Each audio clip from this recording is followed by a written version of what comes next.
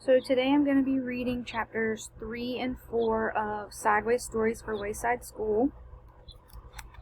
We have already been introduced to Mrs. Gorf and Mrs. Jules, and today we are going to start with chapter 3, Joe.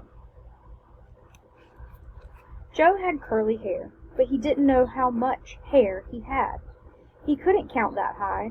In fact, he couldn't count at all. When all of the other children went to recess, Mrs. Jules told Joe to wait inside. "Joe," she said, "how much hair do you have?" Joe shrugged his shoulders. "A lot," he answered. "But how much, Joe?" asked Mrs. Jules. "Enough to cover my head," Joe answered. "Joe, you're going to have to learn how to count," said Miss Jules. "But Miss Jules, I already know how to count," said Joe. "Let me go to recess." "First, count to 10, said Miss Jules. Joe counted to 10. 6, 8, 12, 1, 5, 2, 7, 11, 3, 10. "No, Joe, that is wrong," said Mrs. Jules. "No, it isn't," said Joe. "I counted until I got to 10. "But you were wrong," said Miss Jules. "I'll prove it to you." She put 5 pencils on his desk. "How many pencils do we have here, Joe?" Joe counted the pencils. 4, 6, 1, 9, 5. "There are 5 pencils, Mrs. Jules." "That's wrong," said Mrs. Jules. "How many pencils are there, then?" Joe asked. 5, said Miss Jules. "That's what I said," said Joe. "May I go to recess now?" "No," said Miss Jules. "You got the right answer, but you counted the wrong way. You were just lucky." She set 8 potatoes on his desk. "How many potatoes, Joe?" Joe counted the potatoes. 7, 5, 3, 1, 2, 4, 6, 8. "There are 8 potatoes, Mrs. Jules." "No, there are 8, said Mrs. Jules. "But that's what I said Joe. "May I go to recess now?" "No, you got the right answer, but you counted the wrong way again." She put 3 books on his desk. "Count the books, Joe." Joe counted the books. 1,000, 1,000,000, 3. 3, Mrs. Jules. "Correct," said Mrs. Jules. "May I go to recess now?" Joe asked. "No," said Mrs. Jules. "May I have a potato?" asked Joe. "No, listen to me. 1, 2, 3, 4, 5, 6, 7, 8, 9, 10, said Mrs. Jules. "Now you say it." 1, 2, 3, 4, 5, 6, 7, 8, 9, 10, said Joe. "Very good," said Miss Jules. She put 6 erasers on his desk. "Now count the erasers, Joe, just the way I showed you." Joe counted the erasers. 1, 2, 3, 4, 5, 6, 7, 8, 9, 10. "There are 10, Mrs. Jules." "No," said Mrs. Jules. "Didn't I count right?" asked Joe. "Yes, you counted right, but you got the wrong answer," said Miss Jules. "This doesn't make any sense," said Joe. "When I count the wrong way, I get the right answer, and when I count the right way, I get the wrong answer." Miss Jules hit her head against the wall 5 times. "How many times did I hit my head against the wall?" she asked. 1, 2, 3, 4, 5, 6, 7, 8, 9, 10. "You hit your head against the wall 10 times, said Joe. "No," said Mrs. Jules. 4, 6, 1, 9, 5. "You hit your head 5 times, said Joe. Mrs. Jules shook her head no, and said, "Yes, that is right." The bell rang, and all the other children came back from recess. The fresh air had made them very excited, and they were laughing and shouting. "Oh, darn," said Joe. "Now I missed recess." "Hey, Joe, where are you?" "Where were you?" asked John. "You missed a great game of kickball." "I kicked a home run," said Todd. "What was wrong with you, Joe?" asked Joy. "Nothing," said Joe. "Miss Jules was just trying to teach me how to count." Joy laughed. "You mean you don't know how to count?" "Counting is easy," said Mauricia. Now," said Mrs. Jules, "what's easy for you may not be easy for Joe, and what's easy for Joe may not be easy for you." "Nothing's easy for Joe," said Mauricia. "He's stupid." "I can beat you up," said Joe. "Try it," said Mauricia. "That will be enough of that," said Mrs. Jules. She wrote Mauricia's name on the blackboard under the word discipline. Joe put his head on his desk between the 8 potatoes and the 6 erasers. "Don't feel bad, Joe," said Mrs. Jules. "I don't get it," said Joe. "I'll never learn how to count." "Sure you will, Joe," said Mrs. Jules. "One day it will just come to you. You'll wake up one morning and suddenly be able to count." Joe asked, "If all I have to do is wake up, what am I going to school for?" "School just speeds things up," said Mrs. Jules. "Without school, it might take another 70 years before you wake up and are able to count." "By that time I might have no hair left on the top of my head to count," said Joe. "Exactly," said Miss Jules. That is why you go to school. When Joe woke up the next day, he knew how to count. He had 55,006 hairs on his head. They were all curly. Chapter 4. Sherry. Sherry had long eyelashes. She weighed only 49 pounds. She also wore a big red and blue overcoat with a hood. The overcoat weighed 35 pounds. The red part weighed 15 pounds. The blue part weighed 15 pounds, and the hood weighed 5 pounds. Her eyelashes weighed 1.5 pounds. She sat next to the window on Mrs. Jewls' class. She spent a lot of time just staring out the window. Miss Jewls didn't mind. Miss Jewls said that a lot of people learn best when they stare out a window. Sherry often fell asleep in class. Miss Jewls didn't mind that either. She said that a lot of people do their best learning when they are asleep. Sherry spent all of her time either looking out the window or sleeping. Miss Jewls thought she was the best student in the class. One afternoon it was very hot. All of the windows were open, yet Sherry still wore her red and blue overcoat. The heat made her very tired. Miss Jewls was teaching arithmetic, that's math. Sherry pulled the hood over her face, buried herself in the coat, and went to sleep. Miss Jewls, said Kathy, Sherry is asleep. That's good, said Miss Jewls. She must be learning something. Miss Jewls continued with the lesson. Sherry began to snore. Miss Jewls, Sherry is snoring, said Kathy. Yes, I can hear her, said Miss Jewls. She must be learning an awful lot today. I wish the rest of you could be like her.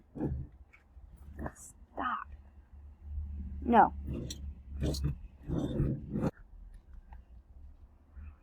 Sherry began to toss and turn. She flopped over on top of her desk and then rolled over on top of Kathy's desk. Then she rolled back the other way. Kathy screamed. Sherry rolled out the window. She was still sound asleep. As you know, Miss Jewls' class was on the 30th story of Wayside School, so Sherry had a long way to go.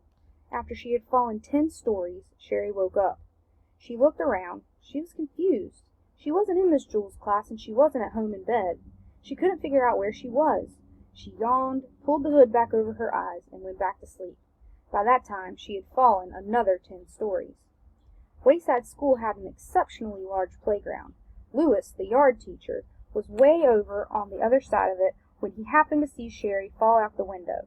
He ducked under the volleyball net, hurtled past the kickball field, hopped over the hopscotch court, climbed through the monkey bars, sped across the grass, and caught Sherry just before she hit the ground. The people in Miss Jewls' class cheered. Sherry woke up in Lewis's arms. Darn it, Lewis, she said. What did you go and wake me up for? I'm sorry, Sherry, said Lewis. I'm sorry, Sherry repeated. Is that all you can say? I was having a wonderful dream until you woke me up. You're always bothering me, Lewis. I can't stand it. She laughed and hugged him around the neck. Lewis carried her back up 30 flights of stairs to Miss Jewls' room. That evening, when Sherry went to bed, she was unable to fall asleep. She just wasn't tired anymore. Chapter 5. Todd. All of the children in Miss Jewls' class, except Todd, were talking and carrying on. Todd was thinking. Todd always thought before he spoke. When he got an idea, his eyes lit up. Todd finished thinking and began to speak, but before he said 2 words, Miss Jewls called on him. Todd, she said, you know better than to talk in class. You must learn to work quietly, like the other children. She wrote his name on the blackboard, under the word discipline. Todd looked around in amazement. All of the other children who had been talking and screaming and fighting only seconds earlier were quietly working in their workbooks. Todd scratched his head. A child was given 3 chances in Miss Jewls' class. The first time he did something wrong, Miss Jewls wrote his name on the blackboard under the word discipline. The second time he did something wrong, she put a check next to his name. And the third time he did something wrong, she circled his name. Todd reached into his desk and pulled out his workbook. He had only just started on it when he felt someone tap on the shoulder. It was Joy. What page are you on? Joy asked. Page 4, Todd whispered. I'm on page 11, said Joy. Todd didn't say anything. He didn't want to get in trouble. He just went back to work. 5 minutes later, Joy tapped him again. Todd ignored her. So Joy poked him in the back with her pencil. Todd pretended he didn't notice. Joy got up from her seat and sharpened her pencil. She came back and poked it in Todd's back. What page are you on? She asked. Page 5, Todd answered. Boy, are you dumb, said Joy. I'm on page 29. It isn't a race, Todd whispered. 5 minutes later, Joy pulled Todd's hair and didn't let go until he turned around. "What page are you on?" she demanded. "Page 6, Todd answered as quietly as he could. "I'm on page 200, Joy shouted. Todd was very angry. "Will you please let me do my work and stop bothering me?" Miss Jules heard him. "Todd, what did I say about talking in class?" Todd scratched his head. Miss Jules put a check next to Todd's name on the blackboard under the word discipline. Todd really tried to be good. He knew that if he talked one more time, Miss Jules would circle his name, then he'd have to go home early at 12 o'clock on the kindergarten bus, just as he had the day before and the day before that. In fact, there hadn't been a day since Miss Jules took over the class that she didn't send Todd home early. She said she did it for his own good. The other children went home at 2 o'clock. Todd really wasn't bad. He just always got caught. He really wanted to stay past 12 o'clock. He wanted to find out what the class did from 12 to 2. But it didn't look as though this was going to be his day. It was only 10:30 and he already had 2 strikes against him. He sealed his lips and went back to work. There was a knock on the door. Miss Jules opened it. 2 men stepped in wearing masks. "Give us all your money," they demanded. "All I have is a nickel," said Miss Jules. "I have a dime," said Mauricia. "I have 13 cents, said Leslie. "I have 4 cents, said Damien. "What kind of bank is this?" asked one of the robbers. "It's not a bank, it's a school," said Todd. "Can't you read?" "No," said the robbers. "Well, neither can I," said Todd. "Do you mean we walked all the way up 30 flights of stairs for nothing?" asked the robber. "Don't you have anything valuable?" Todd's eyes lit up. "We sure do," he said. "We have knowledge." He grabbed Joy's workbook and gave it to the robbers. "Knowledge is much more valuable than money." "Thanks, kids," said one of the robbers. "Maybe I'll give up being a criminal and become a scientist," said the other. They left the room without hurting anybody. "Now I don't have a workbook," complained Joy. Miss Jules gave her a new one. Joy had to start all the way back at the beginning. "Hey, Joy, what page are you on?" asked Todd. "Page 1, Joy sighed. "I'm on page 8, laughed Todd triumphantly. Miss Jules heard him. She circled his name. Todd had 3 strikes against him. At 12 o'clock, he left the room to go home early on the kindergarten bus. But this time, when he left, he was like a star baseball player leaving the field. All the children stood up, clapped their hands, and whistled. Todd just scratched his head.